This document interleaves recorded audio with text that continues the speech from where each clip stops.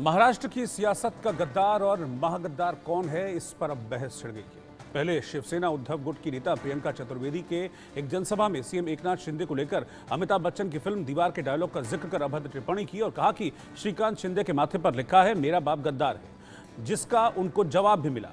वो भी हम आपको दिखाएंगे, लेकिन पहले आप प्रियंका चतुर्वेदी का श्रीकांत शिंदे और उनके पिता महाराष्ट्र के मुख्यमंत्री एकनाथ शिंदे पर दिया गया विवादित बयान सुनिए, जिसने माहौल को महाराष्ट्र में गर्मा दिया है।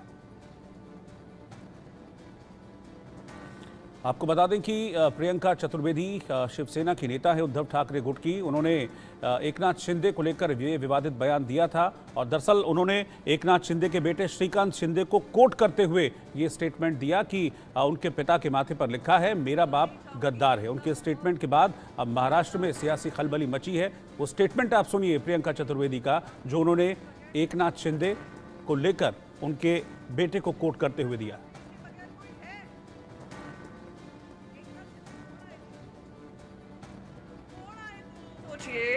ठाकरे साहब के बगैर कोई शिवसेना है? शिवसेना ठाकरे के बगैर कोई है? एकनाथ शिंदे कौन आहे तू? कौन आहे तू? कौन आहे तू? तो उनको जाना जरूरी है, थाने तक आवाज पहुंचना जरूरी है। गद्दार गद्दार ही रहेगा। एक पिक्चर आई थी, आपको याद होगी, दीवार। दीवार में वो अमिताभ बच्चन अपना हाथ दिखाते हैं, उस पे लिखा है मेरा बाप चोर है। ये इनके माथे पे लगा है,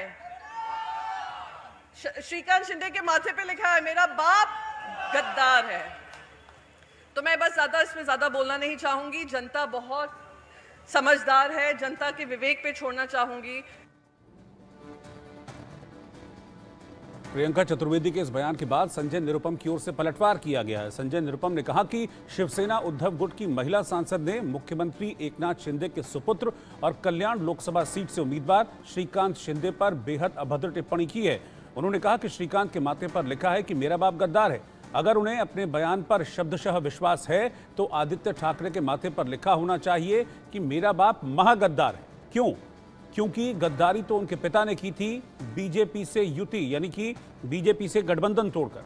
महागद्दारी तो उनके पिता ने की थी बाला साहब ठाकरे के विचारों की तिलांजलि देकर और जिस कांग्रेस के वो ताउम्र विरोधी थे उससे हाथ मिलाकर। इस महागद्दारी पर उद्धव गुट को क्या सांप सूंघ जाता है? तो बार पलटवार शुरू हो गया। पहले प्रियंका चतुर्वेदी ने श्रीकांत शिंदे के लिए इन शब्दों का इस्तेमाल किया, एकनाथ शिंदे के लिए इन शब्दों का इस्तेमाल किया। इसके बाद संजय निरुपम ने पलटवार किया और संजय निरुपम इस पूरे बहस में, इस पूरे झगड़े में आदित्य ठाकरे को खींच लाए और कहा कि अगर प्रियंका चतुर्वेदी ये कहती हैं एकनाथ शिंदे के लिए, श्रीकांत शिंदे के लिए, तो फिर उद्धव ठाकरे के लिए ये कहा जाएगा कि मेरा बाप महागद्दार है। और विकास श्रीवास्तव इस वक्त मेरे सहयोगी मुंबई से साथ जुड़ रहे हैं। विकास, चुनाव का वक्त है, जाहिर सी बात है कि इस तरह की चीज़ें होती हैं, एक दूसरे के विरोध में बहुत सारी चीज़ें हमने देखा है कि इलेक्शंस के दौरान होती हैं, लेकिन ये तो बाप तक बात पहुंच गई। और पहले विवादित बयान प्रियंका चतुर्वेदी का था, विवादित ही मैं इसको कहूँगा, लेकिन उसके बाद संजय निरुपम दो हाथ और आगे निकल गए, वो आदित्य ठाकरे, उद्धव ठाकरे को भी खींच लाए इसमें।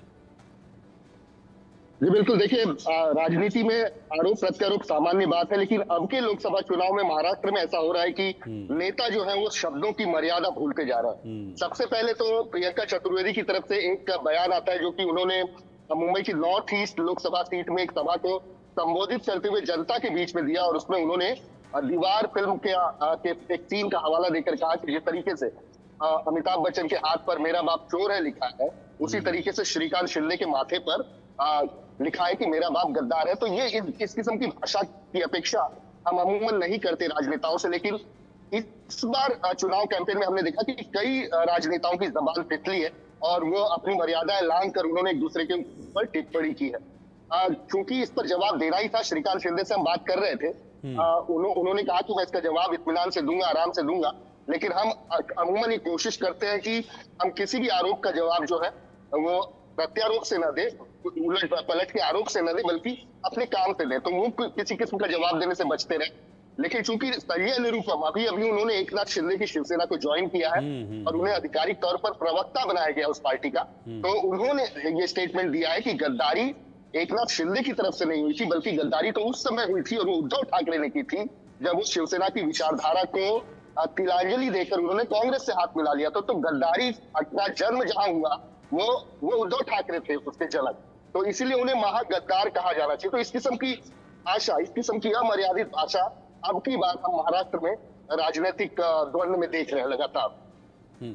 कोई शिकायत वगैरह दर्ज कराएगी? इलेक्शन के दौरान हम देखते हैं कि इलेक्शन कमीशन जो है बड़ा बहुत तेजी से एक्शन लेता है इस तरह की चीज़ों पर। कुछ शिकायत दर्ज कराएगी इस तरह की, क्योंकि बहुत निम्न स्तर की भाषा है जिसका इस्तेमाल दोनों ही पक्षों की तरफ से किया गया?